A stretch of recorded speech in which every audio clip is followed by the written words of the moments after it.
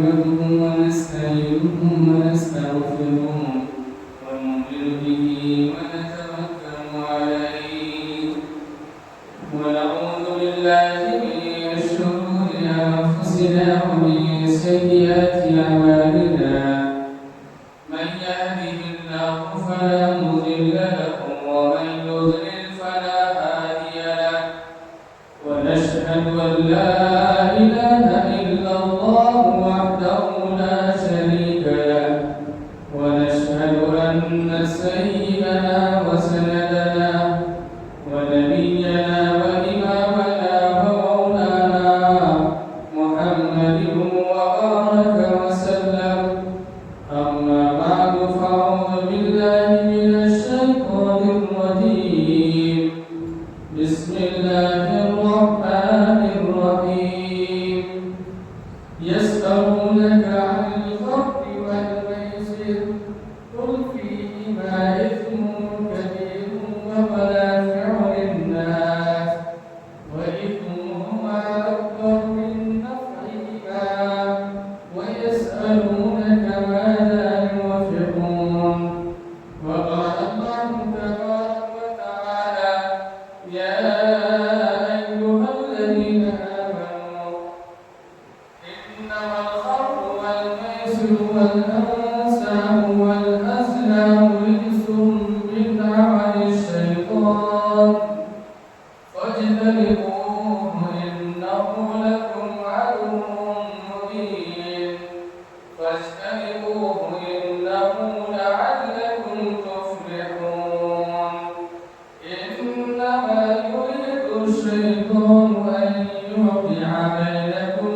العداوة والبغضاء في الخمر والميسر ويصدكم عن ذكر الله وعن الصلاة فهل أنتم منتهون وقال النبي صلى الله عليه وسلم لا يدخل الجنة مدمن الخمر أو كما قال عليه الصلاة والسلام صدق الله العظيم وصدق رسوله النبي الكريم ونحن على ذلك لمن الشاهدين والشاكرين والحمد لله رب العالمين قابل قدر سامعین کرام حاضرین جمعہ تمام دوست احباب جہاں تک میری آواز پہنچ رہی ہے تمام دینی بھائیوں اللہ تبارک و تعالیٰ کا ارشاد ہے یا ایھا الذین آمنوا انما الخمر اے مسلمانوں اے ایمان والو شراب جوئے اور بت پرستیاں مورتیاں اور اسی طریقے سے جوئے کے بھی یہ سب نجس ہے گندی چیز ہے شیطانی عمل ہے فاجتنبوہ تو اس سے بچو اپنے آپ کو بچاؤ لعلکم تفلحون تم ان سب چیزوں سے بچ جاؤ گے تو امید ہے اللہ کی ذات پر کہ تم کامیاب ہو جاؤ اور یہ شراب اور جوئے کے ذریعے سے شیطان کیا کرانا چاہ رہا ہے اللہ اگلی آیت میں بیان کرتا ہے انما یرید الشیطان ان یوقع بینکم العداوة والبغضاء شیطان چاہتا ہے شراب اور جوئے کے ذریعے سے تمہارے درمیان دشمنی عداوت اور بغض کے بیچ ڈال دے اور ان کو اللہ کی یاد سے اور نماز سے روک دے وعن الصلاة فهل أنتم منتهون سب باتوں کا علم ہونے کے باوجود بھی کیا تم ان سب چیزوں سے باز نہیں آؤ اسی طریقے سے گزشتہ جمعہ ہم نے آپ کے سامنے سیدنا حضرت امام حسین رضی اللہ تعالیٰ عنہ کے واقعات اور شہیدان کربلا اور اسی طریقے سے حضرت حسین رضی اللہ تعالیٰ عنہ کی فضیلت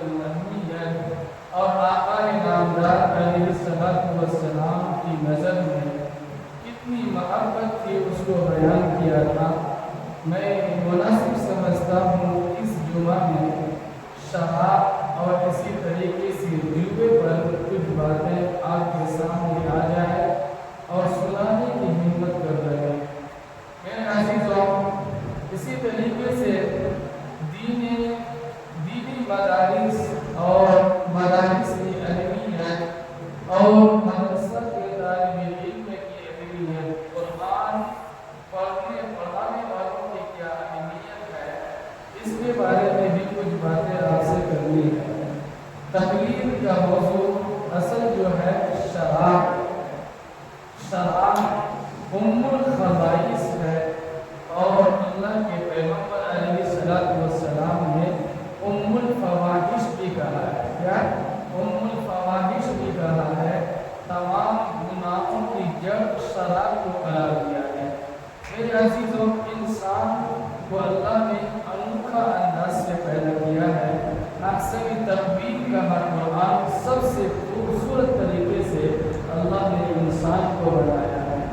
اسی طریقے سے انسان کے اندر جو دماغ ہے، ذہن ہے، عقل ہے، اس میں اللہ تبارک و تعالیٰ نے بہت ہی صلاحیت رکھی ہے، اور ہر ایک چیز میں کمال درجہ انسان حاصل کر لیتا ہے، اور اشرف المخلوقات میں قرار دیا گیا ہے۔ تمام مخلوق میں سب سے افضل کون ہے؟ انسان ہے۔ میرے بھائیوں، یہی وہ عقل ہے جس کے ذریعے سے دماغ سے ہوائی جہاز کے پرچے بنائے، پرزے بنائے، اور یہی وہ عقل ہے، دماغ ہے کہ بغیر پائلٹ کے جہاز پوری دنیا کا چپا چپا، ذرہ ذرہ کا پتہ لگا لیتا ہے۔ یہ کیا ہے؟ اللہ نے ان کے اندر صلاحیت دی، دماغ دیا، اور اسی طریقے سے عقل دی، جس کی بنیاد پر انسان جینے کا سلیقہ، طور طریقہ جان لیتا ہے، سمجھ لیتا ہے۔ میرے بھائیوں، جینے کا سلیقہ اور اسی طریقے سے اخلاق و ادوار کس طریقے سے زندگی گزارنی ہے، وہ اللہ تبارک و تعالیٰ نے انسان کے اندر عقل سلیم پیدا کر دیا ہے۔ لیکن جب یہی انسان شراب جیسی ملعون چیز کو استعمال کرتا ہے تو اس کی صفت حیوان، جانور کے مانند ہو جاتی ہے، اور اسی طریقے سے شراب اتنی ملعون چیز ہے، اللہ کے پیغمبر علیہ السلام نے ارشاد فرمایا، لا يدخل الخمر لا يدخل الجنہ مدمن الخمر، کہ جنت میں داخل نہیں ہوگا وہ کون؟ جو شراب کا عادی ہو، شراب پینے والا ہو، اور جگہ جگہ پر آپ بہت زیادہ شراب کی جو ہٹیاں ہیں، دکانیں ہیں، اور اسی طریقے سے کارخانے ہیں، روز بروز بڑھتا ہی جا رہا ہے، اور شراب عام ہو رہی ہے۔ یہی شراب کی وجہ سے نہ جانے کتنے گھرانے ہیں جو تباہ ہو چکا ہے۔ کیا تباہ ہو چکا ہے، برباد ہو چکا ہے، اور اکثر و بیشتر طلاق کی نوبت آتی ہے۔ کوئی غصہ کی حالت میں اور شراب کی نشہ میں چور ہو کر کے، شراب کا وہ نشہ کیا ہوا تھا، اور غصہ میں آ کر کے اس نے بیوی کو طلاق دے دی، جس کی وجہ سے پورا گھر برباد ہو جاتا ہے۔ انسان جو طلاق دیا ہے وہ برباد نہیں ہو رہا ہے، بلکہ بیوی بچہ جو بھی ہے وہ بھی کیا کہتے ہیں، سارے گھرانا تباہ ہو جاتے ہیں، پریشان ہو جاتے ہیں، گھر برباد ہو جاتے ہیں۔ میرے بھائیوں، اس لیے اللہ کے پیغمبر علیہ السلام نے فرمایا، ام الخبائث، تمام گناہوں کی جڑ، ماں کیا ہے؟ شراب ہے۔ دیکھیے ایک مثال سے سمجھیے، ایک درخت ہے، کیا ہے؟ درخت ہے، صحیح سالم ہے، اور اس کے جو شاخیں ہیں اوپر جا کر کے ادھر ادھر ہو جاتا ہے۔ درخت کے مانند کیا ہے؟ یہ شراب ہے، یہ جڑ ہے۔ جب کوئی انسان شراب پی لیتا ہے تو تمام گناہ ہیں، جو کیا ہے؟ شاخ ہے، یہ سب گناہ ہے۔ لیکن جب درخت اگر وہ مضبوط کر لیتا ہے، یعنی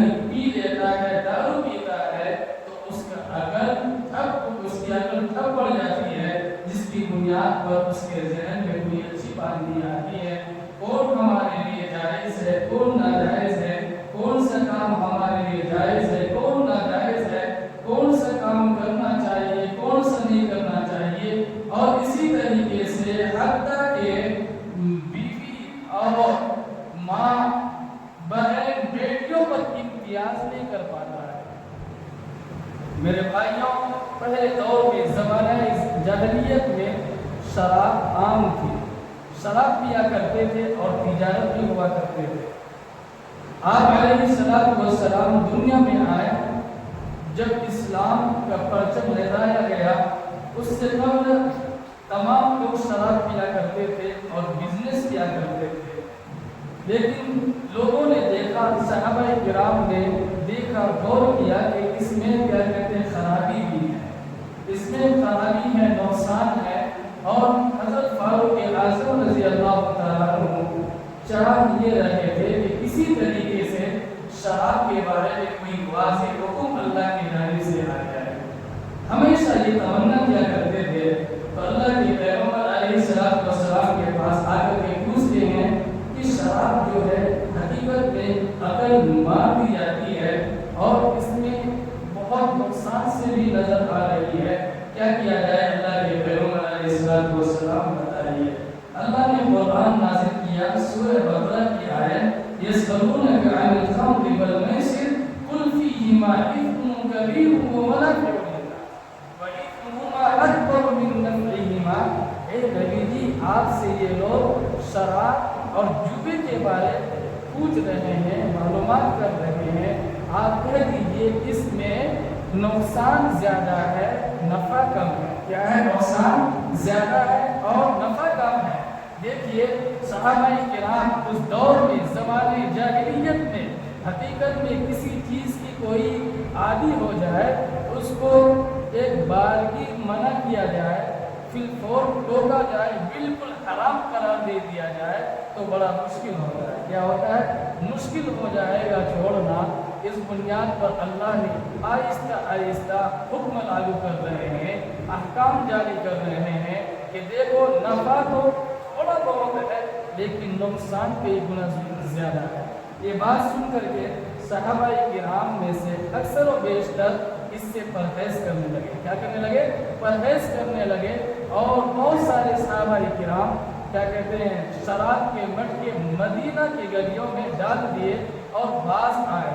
بعض لوگوں نے پینا بھی شروع جاری رکھا تھا، لیکن جب پھر نماز کی باری آئی، نماز پڑھنے لگے، قُلْ يَا أَيُّهَا الْكَافِرُونَ لَا أَعْبُدُ مَا تَعْبُدُونَ، یہ آیت جب پڑھی تو لا اعبدو کی جگہ یوں کہا نحن اعبدو ما لا تعبدون، ہم عبادت کرتے ہیں اس کی جس کی تم عبادت کرتے ہو۔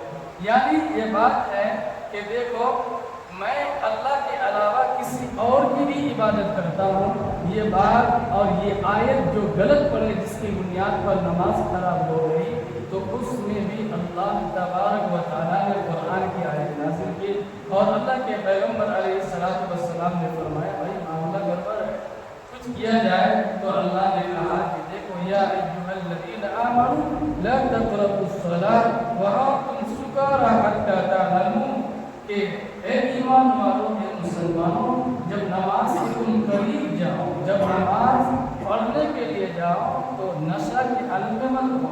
جب تم نشہ کی حالت میں ہو، نشہ کی حالت میں ہو تو نماز کے قریب بھی مت جانا، اور جب تک تم جان نہ لو کہ میں کیا کر رہا ہوں، اچھا کر رہا ہوں یا برا کر رہا ہوں، جب تمہاری عقل، تمہارے ذہن، دماغ کام کرے، اس وقت تم کیا ہے نماز کے لیے جاؤ، اور نشہ کی حالت میں ہرگز مت جاؤ، نماز کے قریب بھی مت جاؤ۔ اسی طریقے سے معاملہ چلتا رہا، اور صحابہ کرام دور دراز کی بزنس کے لیے گئے، تجارتی سامان، اور یہ نہ جانے کئی دنوں سے شراب بنایا کرتے تھے، فروخت کیا کرتے تھے، اور اسی طریقے سے تیسرے مرحلہ میں یہ حکم جاری ہوتا ہے یا ایھا الذین آمنوا انما الخمر والمیسر۔ یہاں واضح طور پر صراحت کے ساتھ اللہ تبارک و تعالیٰ نے منع کر دیا۔ کیا کر دیا؟ منع کر دیا کہ بالکل بھی نہیں شراب پی سکتے، یہ رجس ہے، رجس من عمل الشیطان، یہ شیطانی کام ہے، یہ گندی چیز ہے۔ جس طریقے سے پیشاب پینا آدمی گوارا نہیں کرتا، مایوس سمجھتا ہے، اور اسی طریقے سے منہ کے قریب بھی آنا اس کو گوارا نہیں کرتا، گھن محسوس کرتا ہے، اسی طریقے سے جس طریقے سے پیشاب کو تم کیا گھن محسوس کر رہے ہو، حرام سمجھ رہے ہو، اسی طریقے سے شراب بھی کیا ہے؟ حرام ہے۔ شراب کپڑے میں لگ جائے، جسم میں لگ جائے تو دھونا ضروری ہو جاتا ہے۔ آپ طہارت حاصل کر سکتے ہیں، پیشاب لگنے سے اگر دھو دیا جائے تو پاک ہو جاتا ہے جسم، لیکن شراب اگر کوئی پیتا ہے تو میرے بھائیو یاد رکھیے گا اس کا دل گندا ہو جاتا ہے۔ کیا ہو جاتا ہے؟ اس کا دل گندا ہو جاتا ہے، اس کے ذہن میں کوئی اچھی بات نہیں آتی۔ حضرت عثمان غنی رضی اللہ تعالیٰ عنہ کا فرمان ہے، ارشاد ہے کہ بنی اسرائیل کی امتوں میں اس دور میں ایک بادشاہ تھے، انہوں نے ایک آدمی کو گرفتار کیا اور اس نے 4 چیزوں کو کیا کہتے ہیں جمع کیا، شراب کو رکھا، اسی طریقے سے ایک عورت کو رکھا، اور اس کے بعد خنزیر کا گوشت رکھا، اور ایک معصوم بچہ ہے اس کو رکھا۔ اس نے کہا 4 کام میں سے ایک کام تجھے کرنا ہوگا، نہیں کرو گے تو تجھے قتل کر دیا جائے گا۔ وہ بادشاہ ظالم تھا، یہ حکم لاگو کیا تو اس نوجوان نے سب سے ہلکا آسان سمجھا دیا، شراب کو سمجھا۔ بھائی زنا کروں گا یہ بڑا گناہ ہے، قتل کروں گا، بچہ معصوم بچہ ہے، یہ بڑا گناہ ہے، نہیں خنزیر کا گوشت بھی کر، یہ تو بالکل توبہ توبہ، کتنی غلط چیز ہے یہ کھانے کو یہ کیا کہتے ہیں آمادہ نہیں ہوا، تیار نہیں ہوا، اس کا دل گواہی نہیں دیا، اس نے سب سے ہلکا کیا سمجھا؟ شراب کو سمجھا۔ اس نے شراب کو پیا، شراب پی کر کے جب نشہ چڑھنے لگا، جام پر جام لے رہا تھا، 1 گلاس 2 گلاس 3 گلاس مار رہا ہے دبا کر کے، پیتا ہے، اس کی عقل ٹھپ پڑ جاتی ہے، پھر وہ سب کام کرتا ہے جو نہیں کرنا چاہیے، یعنی وہ زنا بھی کرتا ہے، قتل بھی کرتا ہے، خنزیر کا گوشت بھی کھاتا ہے۔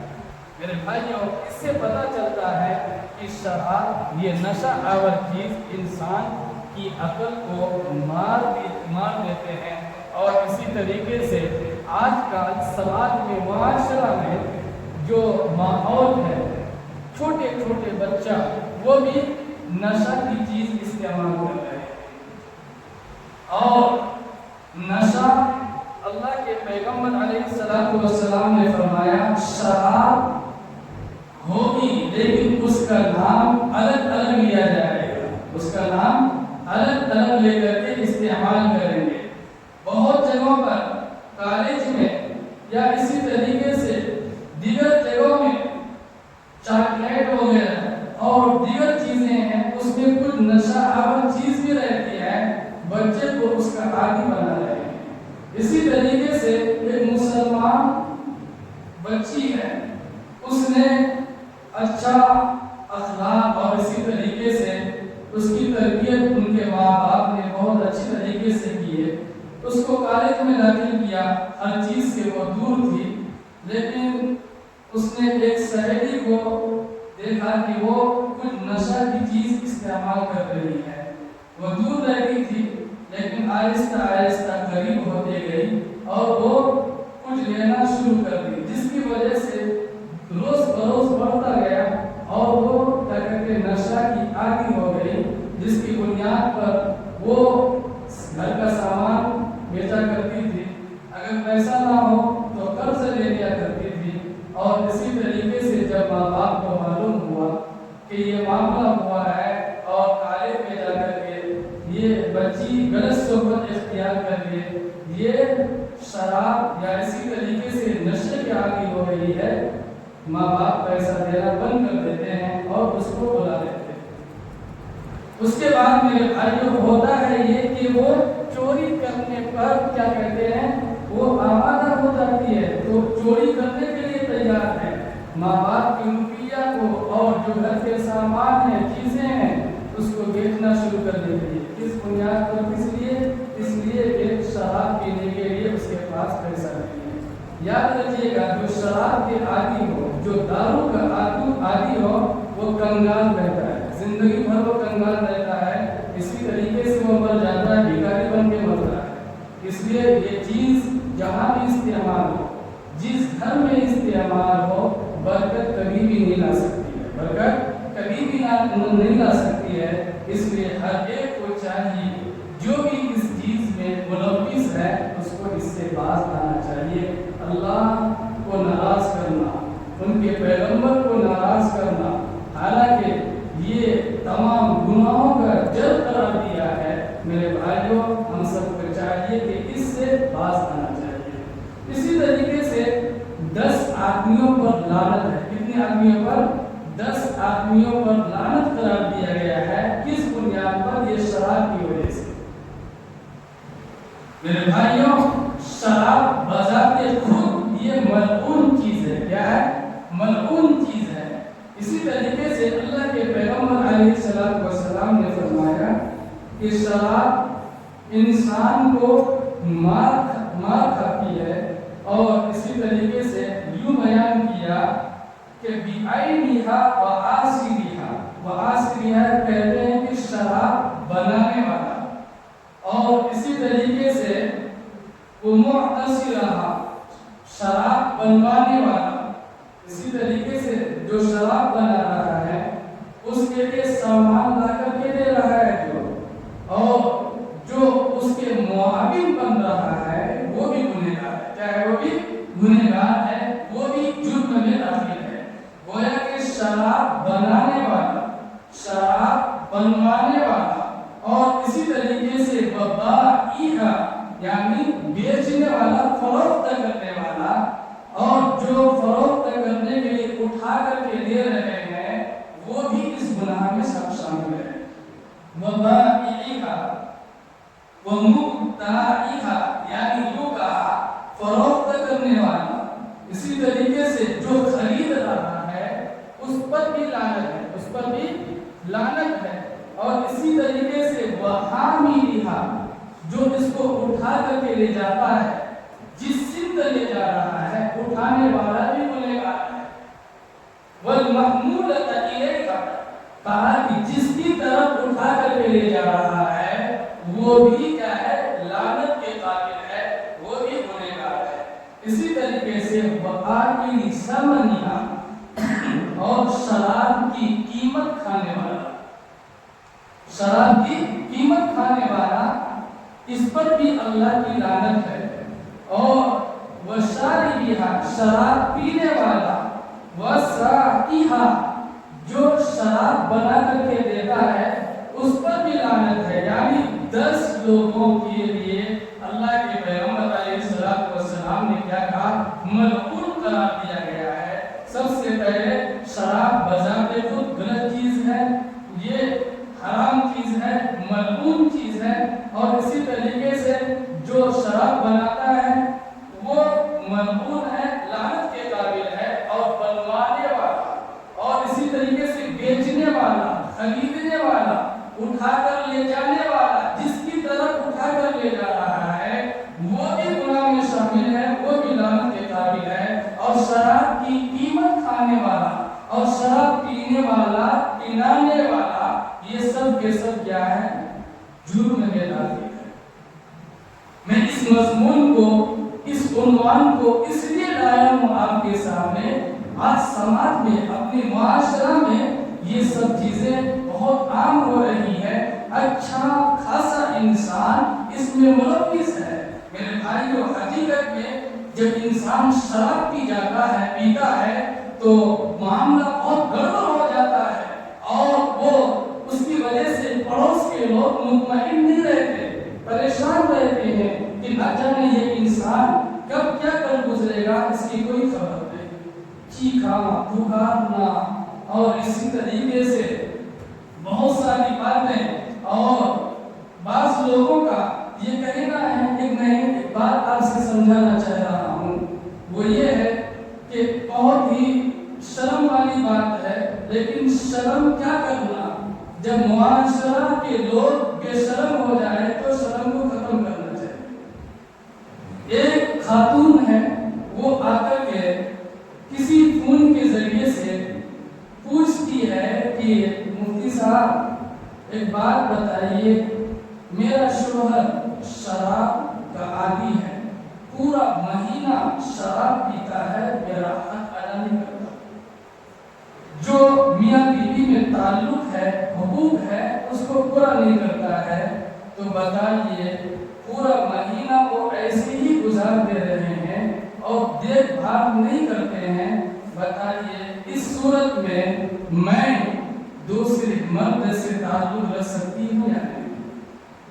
بتائیے مسلمان بچی ہے، خاتون ہے، اس طریقے سے بات کر رہی ہے، میرے بھائیوں اس سے اندازہ لگا سکتے ہیں آپ کہ ہمارے مسلمان بھائی، ایمان والے بھائی کہاں جا رہے ہیں، کہاں جا رہے ہیں۔ میرے بھائی یہ بہن کہ دل میں اللہ کا خوف ہے، ڈر تھا، جس کی بنیاد پر اس نے ہم سے مسئلہ پوچھی، ورنہ تو یاد رکھیے گا آج کل کون پوچھنے والا، گناہوں کا کیا کہتے ہیں راستہ ہر ایک سن تک کھلا ہوا ہے، لیکن جس کے دل میں خوف ہو، خوف الہی ہو، ضرور بھی ضرور حقیقت میں اس دور میں بھی اللہ سے ڈرنے والے اور ڈرنے والی بندی بھی موجود ہے۔ اسی طریقے سے میرے بھائیوں شراب بہت قیمتی چیز ہے، کس اعتبار سے؟ قیمت کے اعتبار سے۔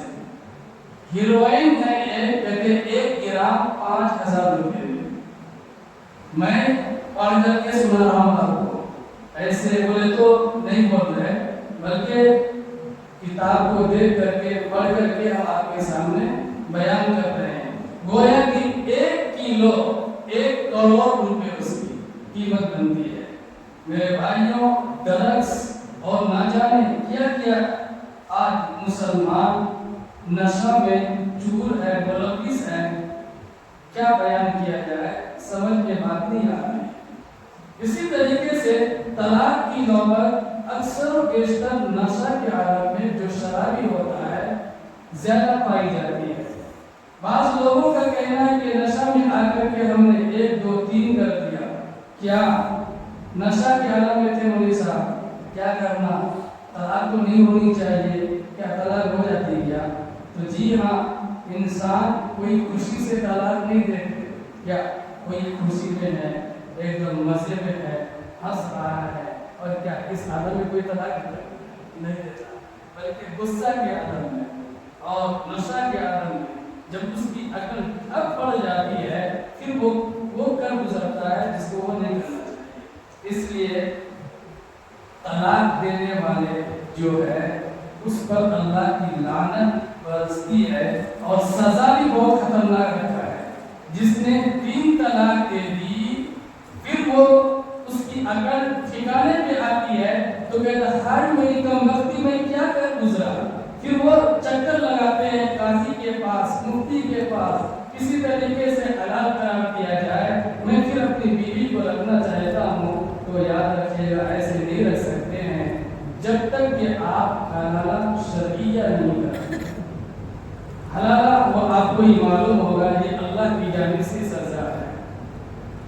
اسی طریقے سے آج آٹو چلانے والا، ڈرائیور ہے، رکشہ چلانے والا ہے، بنڈیاں اور اسی طریقے سے پھول وغیرہ بیچنے والا ہے، دن بھر وہ محنت کرتا ہے، 500 400 500 600 1 2 300 روپیہ کمانے والا ہے، یہ انسان شراب کی اتنے یہ عادی ہو جاتا ہے، یہ اس میں سے 150 200 روپے بچا کر کے جا کے شراب کی بھٹی میں دے پی لیتا ہے، جو کمایا وہ چلا گیا، برکت نہیں آتی۔ جس گھر میں شراب کی عادی ہو وہاں برکت نہیں آ سکتی ہے، چین قرار ان کو نہیں مل سکتا ہے۔ ایک بات یہ سمجھ لیجئے میرے بھائیوں کہ جس گھر میں ہمارے اکابر کہا کرتے تھے، کتابوں میں بھی ہے، جس کے باپ یا بھائی یا اسی طریقے سے رشتہ دار قریبی شرابی ہو، اس گھر میں رشتہ مت کرو۔ امید ہے کہ یہ کیا کہتے ہیں، اس کی نحوست سے معاملہ گڑبڑ ہو جائے گا، جس کی وجہ سے آپ کی بچی یا بچے جس کو بھی دے رہے ہیں ان کو نقصان ہو سکتا ہے۔ میرے بھائیوں، یہ ملعون چیز ہے۔ اور اسی طریقے سے جو بعض لوگ کہتے ہیں کہ شراب آج مسلمانوں کے اندر اکثر و بیشتر ہماری بستی میں ہی لیجیے یا دیگر جگہ دیکھیے، کیا کہتے ہیں، یوں محسوس ہوتا ہے کہ بہت اچھا انسان ہے یہ، لیکن کیا پتا کہ ان کے گھر میں، ان کے مکان میں اور اسی طریقے سے ان کے ہاں شراب کی بھٹی ہے۔ میرے بھائیوں، یہ چیز بالکل ہی غلط ہے، ناجائز ہے، حرام ہے۔ اور اللہ کے پیغمبر علیہ السلام نے فرمایا، جس نے شراب ایک گلاس نہیں بلکہ ایک گھونٹ، ایک قطرہ پی لیتا ہے تو 40 دن تک نماز قبول نہیں ہوتی، چاہے وہ کتنوں بھی خیرات کر لے، چاہے وہ کتنوں بھی صدقہ دے دے، چاہے وہ کتنوں بھی روپیہ لٹا لے۔ میرے بھائیوں، یاد رکھیے، یہ واضح اللہ کے پیغمبر علیہ السلام نے یہ بات بیان کر دی ہے کہ شراب ایک گلاس پیو، ایک باٹل پیو، ایک مٹکا پیو، اسی طریقے سے پیشاب ایک بوتل پیو یا ایک قطرہ پیو، یہ بالکل ہی گھن والی چیز ہے۔ اسی طریقے سے شراب ایک بوتل پینا یا اسی طریقے سے ایک مٹکے پینا یا ایک گھونٹ پینا، یہ سب کے سب برابر ہے۔ میرے بھائیوں، ان سب چیزوں سے ہم سب کو توبہ کرنا ہے۔ جو بھی اس میں ملوث ہے، جو بھی اس میں پھنس گئے ہیں، اس لت میں کیا کرنا ہے، اس سے باز آ جانا ہے۔ کیونکہ اللہ تبارک و تعالیٰ نے کسی چیز کو سمجھانے کے لیے اور کسی چیز کی حرمت کے لیے، جب کوئی انسان کسی چیز میں ملوث ہو، وہ اس کا عادی ہو جائے، تو اللہ نے اپنایا کیا، آسانی پہلے آہستہ آہستہ احکام جاری کرتے ہیں۔ اسی طریقے سے اگر انسان ہمت کرے، حوصلہ بلند رکھے، تو ہر چیز ان کے لیے ممکن ہو سکتا ہے۔ جس کے دل میں خوف خدا نہیں ہوگا، وہ شراب پیے۔ اور یہ بات یہ بھی یاد رکھیے، مشکات شریف کی روایت ہے کہ جو بندہ شراب پیتا ہے یا اسی طریقے سے چوری کرتا ہے یا زنا کرتا ہے، تو اس کا ایمان سائبان کی طرح لٹکا رہتا ہے۔ کیا؟ سائبان کی طرح لٹکا رہتا ہے، یعنی ایمان اس کا نکل جاتا ہے۔ جب انسان اس کام سے فارغ ہو جاتا ہے تو اس کا ایمان لوٹ آتا ہے، جس کی بنیاد پر وہ محسوس کرتا ہے، ہائے میری کمبختی، میں یہ کیا کروں اس کا۔ پھر وہ احساس کرتا ہے، احساس وہی کرتا ہے جس کے دل میں ایمان ہوگا، اللہ کا خوف ہے، تو وہ ضرور احساس کرتا ہے میں نے یہ کام غلط کیا ہے۔ جو بے ایمان ہے، جس کو کوئی فرق نہیں پڑتا، اس کو اس سے کوئی پرواہ نہیں ہے، ہزاروں مرتبہ وہ کرتا ہے، گناہ پر گناہ کیے جا رہا ہے، اس کو محسوس نہیں ہوتا۔ لیکن جس کے دل میں ایمان ہوگا، وہ کوئی غلط کام کرتا ہے تو اس کو محسوس کرتا ہے اور وہ یوں سمجھتا ہے، ہائے میری کمبختی، میں نے یہ کیا کر دیا۔ صحابہ کرام رضوان اللہ تعالی علیہم اجمعین آپ علیہ السلام کے پاس آتے ہیں، اے اللہ کے حبیب پیغمبر علیہ السلام، ایک بات بتائیے، مجھ سے گناہ ہو جاتا ہے، میں پریشان ہوں، مدہوش ہوں، جب میں آپ کے سامنے ہوتا ہوں تو بڑا اچھا بن کر کے رہتا ہوں، جب میں تنہائی میں جاتا ہوں تو میں غلط چیزوں میں ملوث ہو جاتا ہوں، خرید و فروخت کرتا ہوں تو اس میں ذرا گڑبڑ سی ہو جاتی ہے۔ اسی طریقے سے میں بچ نہیں پا رہا ہوں، کیا کیا جائے؟ جب میں کام کر گزرتا ہوں، پھر احساس ہوتا ہے تو میرا دل جو ہے، جس طریقے سے مچھلی سمندر سے نکال دی جائے چھٹپٹ کرتی ہے، تلمن کرتی ہے مچھلی، اسی طریقے سے جو ایمان والا ہوتا ہے اس کا دل چھٹپٹ کرتا ہے۔ وہ کہتا ہے کہ میرا دل بےتاب ہوتا ہے، بےقرار رہتا ہے، مجھے سمجھ میں نہیں آتا میں अलैहिस्सलाम ने फरमाया, क्या बात है, तुम तो नसीब वाला इंसान हो, खुशकिस्मत इंसान हो। गुनाह पर करने के बाद जरा से उस एहसास हो जाना और नदामत होना, शर्मिंदगी होना, ये ईमान की अलामत है। क्या है? ईमान की अलामत है ये। तुम नसीब वाला इंसान हो। वैसा तो नहीं हो कि जो गुनाह कर रहा है, गुनाह पर गुनाह किया जा रहा है, लेकिन उसको एहसास नहीं है जरा बराबर। मेरे भाइयों, आज हमारे समाज में, माशरा में लोगों को खुश करने के लिए, समाज में जो शराब के आदी हैं दूसरे लोग, उसको खुश करने के लिए शराब पी रहे हैं। तुम मखलूक को खुश करने के चक्कर में लगे हुए हो। तेरा रब जो है नाराज बैठा हुआ है, उसको क्या करोगे? गोया के मतलब ये है कि मखलूक की मोहब्बत तेरे दिल में ज्यादा है, खालिक की मोहब्बत नहीं है। खालिक यानी पैदा करने वाला, अल्लाह की मोहब्बत तेरे दिल में नहीं है, बल्कि मखलूक को खुश करने के लिए। चाहे वो कोई भी इंसान हो, मुसलमान भाई हो, चाहे गैर मुस्लिम भाई हो, शराब की आदी है, तो उनके भी मजहब में जो बड़े लोग हैं, जो पंडित जी हैं, वो लोग भी समझाते हैं ये गलत है, और वो इसका आदी हो तो मेरे भाई याद रखिएगा, फलाह नहीं पा सकता। इसी तरीके से बुत परस्ती के बाद जो कुछ बुत को पूजा करते हैं, उसके बाद इसके साथ में मिला करके जिक्र किया है इसको शराब को। या अय्युहल्लज़ीना आमनू इन्नमल खम्रु वल मैसिर वल अंसाबु वल अज़लाम रिज्सुम मिन अमलिश शैतान फज्तनिबू। ए ईमान वालों, ए मुसलमानों, ए मुझ पर ईमान लाने वाला बंदा, तू मुझ पर यकीन रखता है, तू मुझे मानता है, तेरा मैं रब हूँ, तू कहाँ भागे जा रहे हो? फ़अैन तज़हबून, याद रखना क्या? इन्नमल खम्र वल मैसिर, शराब और जुए ये नजीस चीज है, गलत है। और मूर्तियां बनाना, पूजना और गलत फाल निकालना, तीर अंदाजी करना, कबूतर उड़ाना, इधर जाएंगे तो अच्छा होता, उधर जाएंगे तो ऐसा होता, ये सब क्या है? गलत है। फज्तनिबू लअल्लकुम तुफ्लिहून, कि तुम इससे बचो, बास आ जाओ। अगर तुम इन सब चीजों से बास आ जाओगे तो तुम फलाह पा जाओगे। क्या पा जाओगे? फलाह पा जाओगे, कामयाब हो जाओगे।